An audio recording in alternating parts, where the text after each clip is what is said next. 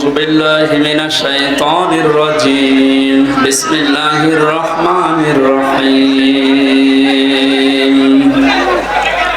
فأما من أوتي كتابه بيمينه فيقول هاؤم اقرءوا كتابيه إني ظننت أني ملاق حسابيه فهو في عيشة راضية في جنة عالية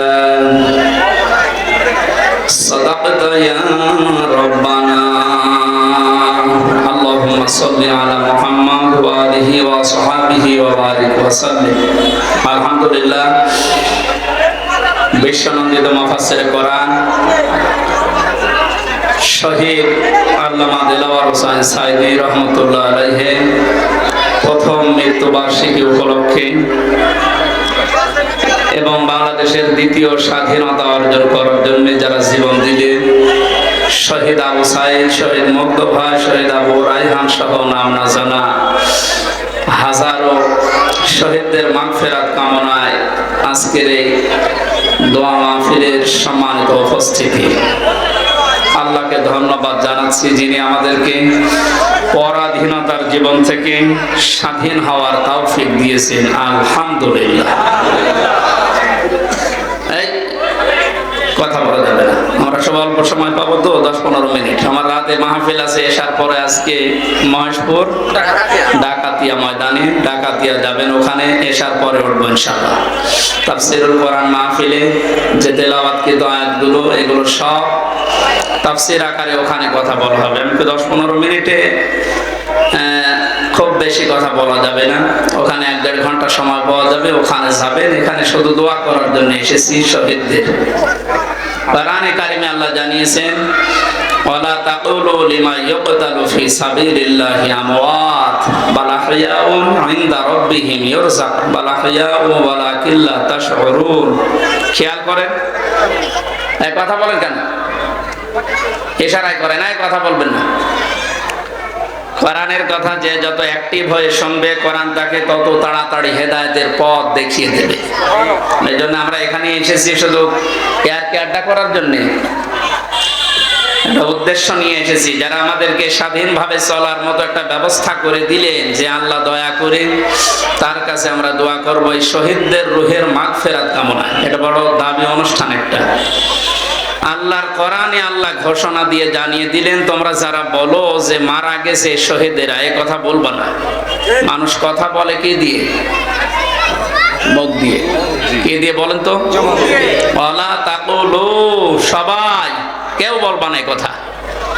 আল্লাহ বলেন কেউ বলবা না এই কথা ফি সাবিলিল্লাহি আমওয়াত, যারা আমি আল্লাহর রাস্তায় জীবন দিয়েছে মারা গেছে, এই কথা বলবা না যে মরে শেষ হয়ে গেছে। না, বাল আহইয়াউন ইনদা রাব্বিহিম বাল আহইয়াউ ওয়ালাকিন লা তাশউরুন, বরং তারা জিন্দা, জীবিত, কিন্তু তোমরা এটা বোঝো না, টের পাও না।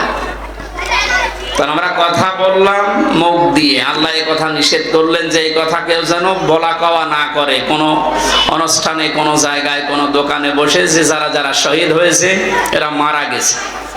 এই কিছুদিন আমরা দেখছি কিছু কুচক্রী মহল কথা তুলছে যে শহীদ আবু সাঈদ, শহীদ মুগ্ধ, শহীদ আবু রায়হান সহ এরা শহীদ হয়নি।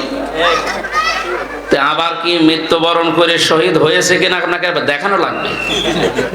কি করে মারা গেলে শহীদ হয় ওইটা আপনি জানেন? তাই জানেন। টেন্ডারের টাকা ভাগাভাগি করতে যে মরে গেছে ওদের নামের আগে দেখে আমরা শহীদ লিখা। আল্লাহকেই বিশ্বাস করে না এরকম মানুষের নামে কবরে দেখি লিখা আছে। আমি ব্রাহ্মণবাড়িয়ার রাস্তা দিয়ে আসার সময় দেখলাম শহীদ ধীরেন্দ্র চন্দ্র, নাম দেখেই বোঝা যাচ্ছে যে কয় নম্বর শহীদ। অথচ শহীদ আবু রায়হানকে এরা শহীদ মানতে রাজি না। কি করলে আপনি শহীদ বলবেন বলেন তো? জালেমের বিপক্ষে যারা অবস্থান নেয় এরা পৃথিবীতে শহীদ না হলে শহীদ হবে কে? নবীজি জানিয়েছেন দেওয়াল চাপা পড়ে মরে গেলে শহীদের মর্যাদা পায়, পানিতে ডুবে মারা গেলে শহীদের মর্যাদা পায়, পাহাড়ের উপর থেকে পড়ে গেলে শহীদের মর্যাদা পায়, আগুনে পুড়ে পড়লে শহীদের মর্যাদা পায়, অ্যাক্সিডেন্ট করে মরলে শহীদের মর্যাদা পায়। আর এরা জালেমের বিপক্ষে জীবনটাই দিয়ে গেল, এখন আপনি শহীদ বলতে রাজি না। কোরআনে কারিমের কোন কথা যদি কেউ বিশ্বাস করে না এমন না, যদি শোনার পরে মন খারাপ করে ওর পেছনের আমল আখলাক আল্লাহ সব নষ্ট করে দেয়। এটা তো আমি বানালাম নাকি? সূরা মুহাম্মদের 9 নম্বর আয়াতে আল্লাহ জানিয়েছেন আমি আল্লাহর কোরআনের কথা মানি না এমন না, যদি কেউ শোনার পরে মন খারাপও করে ওর পেছনের সব কাজকর্ম ভালো কাজ নামাজ রোজা হজ যাকাত যা করেছিল সব আমি আল্লাহ নষ্ট করে দেব। সুতরাং এই কথা কেউ যেন বলবেন না আজকে থেকে যারা শহীদ হয়নি মারা গেছে, এমনি না। শহীদের মর্যাদা অনেক বেশি। যেহেতু মানুষ মুখ দিয়ে কথা বলে এই জন্য আল্লাহ মুখের উপরে আগে 144 জারি করে মুখ বন্ধ করে দিয়েছেন, কথা বলবে না মুখ দিয়ে, বিশেষ করে শহীদের ব্যাপারে। দ্বিতীয় নম্বর, মানুষ ধারণা করে। ধারণা করে কি দিয়ে? অন্তর দিয়ে। কি দিয়ে বলেন তো? কোরআনে কারিমে আল্লাহ পাক অন্তরের উপরেও একটা মোহর লাগিয়ে স্টিকার লাগিয়ে দিয়েছেন, অন্তর দিয়েও ধারণা করা যাবে না। ওয়ালা তাহসাবান্নাল্লাযীনা কুতিলু ফি সাবিলিল্লাহি আমওয়াতা বাল আহয়াউন ইনদা রাব্বিহিম ইরযাকুন। এটা সূরা আলে ইমরানের ভেতরে আছে, আগের আয়াতটা সূরা বাকারার ভেতরে ছিল। আল্লাহ তাআলা বলেন ধারণাও করবে না অন্তর দিয়ে। যারা আমি আল্লাহর জন্য জীবন দিয়েছে ওরা মারা গেছে, ধারণাও করা যাবে না। বরং তারা জীবিত, এবং জীবিত থাকলে মানুষ যেহেতু খায়, আমি আল্লাহ নিজে তাদেরকে রিজিক দেই। এনার নাম কি আমি জানি না, এরকম মোহাম্মদ আমিনুর রহমান। উনি এখন যদি মারা যায়, যদি ঈমান নিয়েও মারা যায়, কবরে দিয়ে দেবেন, শুয়ে থাকবে, ঘুমিয়ে পড়বে, কিয়ামতের আগে যখন ফৎকার দেওয়া হবে সিংহায় ওই দিন উঠবে, এর আগে পরে আর কিছু নেই। কিন্তু যদি শাহাদতের মরণ পায়, শহীদ আবু সাইদের মতো, শহীদ আবু রায়হানের মতো, মুগ্ধর মতো, আল্লামা দেলাওয়ার হোসেন সাইদের মতো শাহাদতের মরণ পেলে এ মানুষটা ঘুমাবে না, কবরে যাওয়ার পরে ও জিন্দা, আল্লাহ নিজে ওকে খাওয়াবে। তাই সাজিয়া বাজারের এই খাবার নাকি? আল্লাহ নিজে জান্নাতের খাবার তাকে খাওয়াবে, মাছের কলিজা দিয়ে। কোরআনে কারিমে এই কথা আল্লাহ দিয়েছেন, হাদিসে নবীজি জানিয়েছেন। শহীদ হয়েছে এজন্য বলছি, জেলখানায় মরহুম শহীদ আবু আল্লামা দেলাওয়ার হোসেন সাইদি রহমতুল্লাহ আলাইহি, ওনার সাথে আমি 3টা বছর যেহেতু ছিলাম, উনি 4 নম্বরে, 1 নম্বরে, আমি 4 নম্বরে, পাশাপাশি। একদিন দেখা হয়েছিল, কারণ আমাদের 24 ঘন্টা তালামা লাগানো থাকতো, বাইরে যেতে দিত না। চিকিৎসার জন্য একবার নিয়ে এসেছিল 2 নম্বর জেলে, দাঁতের জন্য আমাকেও নিয়ে গেল, যে দেখি মুরব্বীর চিকিৎসা চলছে। ওই দিন একটু কথা হয়েছিল 10 মিনিট মতো।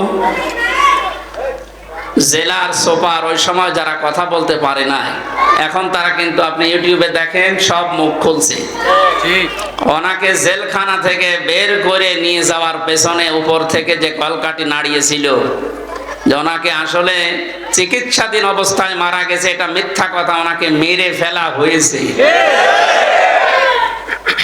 সেই জেলার সেই সুপারের আত্মীয় স্বজন এখন মুখ খুলতে আরম্ভ করেছে। এখন আর তো কোনো ভয় নেই, সব সত্য এখন প্রকাশ পাচ্ছে। ওখান থেকে বের করতে হলে সিগনেচার নেওয়া লাগে, হাতে পায়ে বেড়ি লাগিয়ে দড়ি মাজায় দিয়ে এরপরে বের করা লাগে, চিকিৎসার জন্য হলেও। এই জন্য আমার কঠিন কঠিন রোগ হওয়ার পরও আমি বললাম না, এইভাবে যাওয়ার চাইতে ও এখানে ধুইকে মরে যাওয়াই ভালো। কিন্তু ওনাকে অর্ডার দিয়েছে যে আপনাকে আমরা চিকিৎসার জন্য নিয়ে যাচ্ছি, মুক্ত করে দেওয়া হবে নির্বাহী আদেশে। প্রধানমন্ত্রী যিনি পালিয়ে গেছেন, উনি নির্বাহী আদেশে আপনাকে মুক্তি দিয়ে দেবেন, এই কথা বলে ওনারে নিয়ে গেছে। এই কারণে শেষে দেখবেন ওনার মুখে একটা হাসি ছিল, উনি মনে মনে করছেন আমি আমার পরিবারের কাছে যাচ্ছি, এই কারণে হাসি দিয়েছিল। ঘনক্ষরও জানতে পারে না যে এরা ষড়যন্ত্র করে আমারে ইনজেকশন দিয়ে মেরে ফেলবে। সুতরাং এই ময়দান থেকে ওনার নামে দোয়া করার আগে আহ্বান জানাচ্ছে, এটা যেহেতু রেকর্ড হচ্ছে, যারা ওনার এই মৃত্যুর জন্য দায়ী প্রত্যেকের বিচার ওনার ওই ট্রাইব্যুনালেই করা দরকার। আমরা রাজি আছি না? বিশেষ করে ডাক্তার মোস্তফা জামান সহ এর আগে আরো 2 জন আছে, আমি দেখলাম ভারতে পালাইছে। তাকে বন্দি বিনিময়ের মাধ্যমে নিয়ে আসা লাগবে। কিসের পালানো? মানুষের উপরে জুলুম নির্যাতন করে, বিশেষ করে আয়না ঘরের ভেতরে যাদেরকে রেখেছিল এর সাথে যারা জড়িত, একটাকেও কোনো ছাড় নেই। মাফ করে দেন। মাফ করে দেন মানে কোন জালেমকে যদি মাফ করে দেওয়া হয় তাহলে মজলুমের উপরে এটা অবিচার হয়। কারণ আপনি তো ওই জায়গাতে টের পাননি, আপনি তো স্ত্রী পুত্র সন্তান আদি মা বাপ নিয়ে ভালোই খাচ্ছেন ঘুরছেন। আর ওই লোকটা যে 9 বছর 8 বছর 12 বছর মাটির নিচে, এইদিকে 1.5 হাত এদিকে 1.5 হাত, ও জানেও না যে দুনিয়া বলে কিছু আছে। আজকে যে কি বার আমি জানি না, এখন যে কোন নামাজ তাও জানি না, আন্দাজে নামাজ পড়তাম মাটির নিচে। আমারও তো 10 দিন লেগেছে কঠিন অবস্থায় নিয়ে, এরপরও যে জেলে দিলে মনে করলাম জেলখানা, শুনলাম যে ভালো জায়গা, মানে এমনি তো চড়াফেরা করা যায়, অথচ 24 ঘন্টা আমার তালা লাগিয়ে রাখে। যে মামলা দিয়েছে তো মূল্য চুরি করলেও অতদিন রাখা যায় না, মূল্য চুরি করলে মাত্র 3 মাস। আর আমার 3 বছরে জামিন তো দেয়নি। সিএমএম কোর্টে মানুষের জামিন হয়ে যায় মামলায়, জজ কোর্টে হয়নি, সিএমএম কোর্টে হয়নি, হাই কোর্টে 1 বার 2 বার 30 বার মামলা তুলিস। যারা এই টট্টবটর এই জুলুমের সাথে জড়িত, আমার মতো হাজারো ভিকটিম এই দেশে, একটাকেও কেউ যেন মাফ না করেন, কোনো মাফ নেই। কারণ এদের মাফ আল্লাহও করবে না। ইন্নামাস সাবিলু আলাল্লাযিনা ইয়াজলিমুনান নাস, সূরা শূরা 25 নাম্বার পারা 6 নাম্বার পৃষ্ঠা 13 নাম্বার লাইনের 42 নাম্বার আয়াত। যত তাফসীর আছে পৃথিবীতে সব মুফাসসির লিখেছেন আল্লাহ নিজে মামলা দেবে জালেমদের বিরুদ্ধে। যারা আল্লাহর মামলার আসামি, ওদেরকে আপনি বাঁচাতে চান মানে কোনো ক্ষমা নেই এদের। যারা আমাদের কোরআনের পাখিকে শাহাদত বরণ করিয়েছে তাদেরকেও এভাবে, তাদের তো শাহাদত বরণ হবে না, কারণ জালেমদেরকে আল্লাহ হেদায়েত দেয় না। আল্লাহু লা ইয়াহদিল কওমাজ জালিমিন। মৃত্যুর যে শাস্তি আছে, মার্ডারের পরিবর্তে মার্ডার করা, ওদেরকে এইটা করা ছাড়া কোনো বিচার নেই। এই জন্য জালেমদের কোনো মাফ নেই। জালেমদের মাফ করে দেওয়া মানে আপনি ব্যারিস্টার আরমানের স্ত্রীকে কি জবাব দেবেন? সে 8-9 বছর স্বামী ছাড়া ছিল, একা, আপনি থাকতে পারবেন? আপনার মেয়েকে জিজ্ঞাসা করেন, আপনার বউকে জিজ্ঞাসা করেন, মাফ করে দেন, মাফ করে দেন মানে। আমান আজমের স্ত্রী, সে অন্য জায়গায় অলরেডি বিয়ে করে ফেলেছে। আমারও তো যে অবস্থায় ছিল, এই অবস্থায় কি ম্যাডাম একা থাকতে পারবে? শেষ পর্যন্ত আমারও মনে হয় বাদ দেওয়া লাগতো। যাক, আল্লাহ ইচ্ছা করে হোক, দয়া করে হোক, যেভাবে হোক জালামের পতনটা ঘটিয়ে আমাদেরকে আবার মুক্ত বাতাসে কোরআনের কথা, দ্বীনের কথা বলার একটা পরিবেশ আল্লাহ তৈরি করে দিয়েছে। এখন বাকি দেখতে আছে এই যে অরায়তান নাসা ইয়াদখুলুনা ফি দীনিল্লাহি আফওয়াজা। আল্লাহর কোরআনের ঘোষণা, যখন আল্লাহর সাহায্য আসে তখন আপনি বিজয় দেখতে পাবেন। যেহেতু বিজয় দেখতে পেয়েছি, দলে দলে মানুষ ইসলামে প্রবেশ করবে, এটাও আমরা এখন দেখতে পাচ্ছি। কোরআনের যারা কর্মী, কোরআনের যারা খাদেম, একামতে দ্বীনের দায়িত্ব এদেশে যারা পালন করে, ডাক্তার শফিকুর রহমান থেকে শুরু করে, এনাদের সর্বোচ্চ চেষ্টা এবং মেহনতের কারণে আজ এই দেশে হাজার লক্ষ লক্ষ মানুষ, দাওয়াত দেওয়া লাগছে না, তাদের অ্যাক্টিভিটিস, তাদের কাজ কারবার দেখে এমনি মানুষ ইসলামে চলে আসছে। এই ধারাবাহিকতা রক্ষা করা লাগবে এবং আন্তর্জাতিক কিছু ষড়যন্ত্র চলছে, কোনো গুজবে কান দেওয়া যাবে না। এখনো দল নিয়ে, পদবি নিয়ে, এই নিয়ে মারামারি করার সময় আসেনি, এখনো সতর্ক থাকা লাগবে। সূরা হাক্কাত থেকে যে আয়াতগুলো পড়লাম 20, 21, 22, 23, এগুলো তাফসীর আকার আমি ডাকাতিয়ার ওই ময়দানে এসার পর থেকে আজকে শুরু করব। এখন আর 5-6 মিনিট আছে আজানের, কথা বলা মনে হয় ঠিক হবে না।